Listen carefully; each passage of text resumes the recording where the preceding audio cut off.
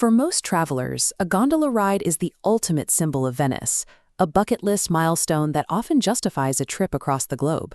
In reality, this is a highly regulated, expensive commodity. The docks are not open-air markets, and these are not the kind of transactions where you can haggle for a discount. Many visitors approach the water's edge with dread, fearing they're about to be scammed or overcharged the moment they step onto the wood. To prevent that, the city enforces a strict, non-negotiable tariff. Between 9 a.m. and 7 p.m., a 30-minute ride costs €90. At night, it rises to €110 for 35 minutes, plus €40 to €50 for extra time. This price covers the entire boat, up to 5 people, not a per-person ticket. Because the price floor is fixed by law, you cannot save money by searching for a cheaper gondolier. The only way to get a return on this investment is by optimizing the quality of the ride itself. Paying top euro only to spend 30 minutes stuck in a literal traffic jam of boats is the primary risk of a gondola trip. At the most popular boarding stations like St. Mark's, the physical congestion is overwhelming. You are often fighting through a bottleneck of tourists just to reach a boat that will immediately enter a crowded canal. Avoiding this chaos requires making 3 specific choices before you ever approach a dock. You have control over the type of vessel you board, the time of day you depart, and the route you follow. Designing a ride that feels worth the cost means matching your specific priorities, like photography, budget, or quiet romance, to the correct combination of those factors.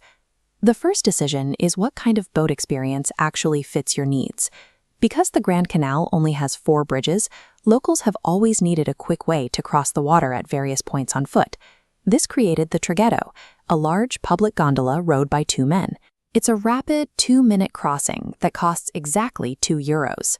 This offers massive financial savings and a sense of local authenticity, but you'll be standing and sharing the space with up to 14 other commuters.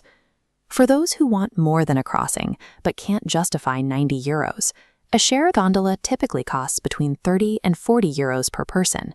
It lowers the individual price, but it forces you into close quarters with strangers, which often ruins the atmosphere you're trying to pay for. The €90 private baseline is the only way to gain absolute control over the passenger list and the mood on board.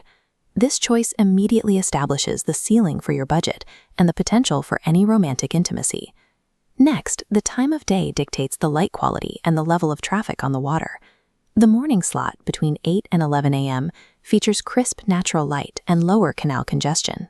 This natural light provides the best visibility for admiring the intricate craftsmanship of the boats and the ancient textures of the palace walls. The sunset slot between 5 and 7 p.m. is highly requested for its warm, cinematic glow. Because demand is highest during this window, you are virtually guaranteed to experience traffic jams and elevated noise from neighboring boats. After 7 p.m., the citywide night rate of €110 takes effect. You gain a deeply quiet, intimate atmosphere as crowds disappear, but the architecture fades into the dark, leaving only reflections on the water. Your time slot is a trade-off between visual clarity, romantic isolation, and the official cost. Finally, your route is determined by the specific station where you choose to board. Major stations like Rialto or San Marco attract the most visitors because they offer direct access to the Grand Canal. However, the Grand Canal is a motorized highway. It is shared with heavy commercial boats and public transit buses that are constantly churning the water. These motorwakes create a choppy, bumpy ride, which makes it difficult to relax or hold a camera steady for photos. If you board at back canal stations like San Polo or Dorsadero, you enter a network of silent, narrow waterways. You sacrifice the wide-angle views of the most famous palaces for a smooth, exclusive journey through parts of the city that pedestrians rarely see. Your boarding location locks in the physical scale, smoothness, and noise level of the experience. To get the best result, you should match your primary goal to the exact booking combination that supports it. There are 3 distinct paths.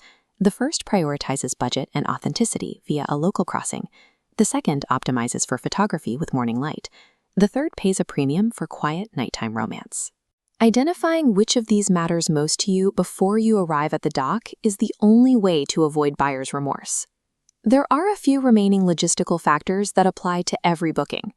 High winds or seasonal flooding can unexpectedly cancel rides, so always check the local weather and tide reports. Gondoliers strictly require cash, and that official rate always covers the entire boat, not the individual. With the right plan in place, you can ignore the crowds and focus on the sensation of the boat pushing off into a calm waterway. A memorable Venice experience is built by intentionally engineering the exact moment you want to take home.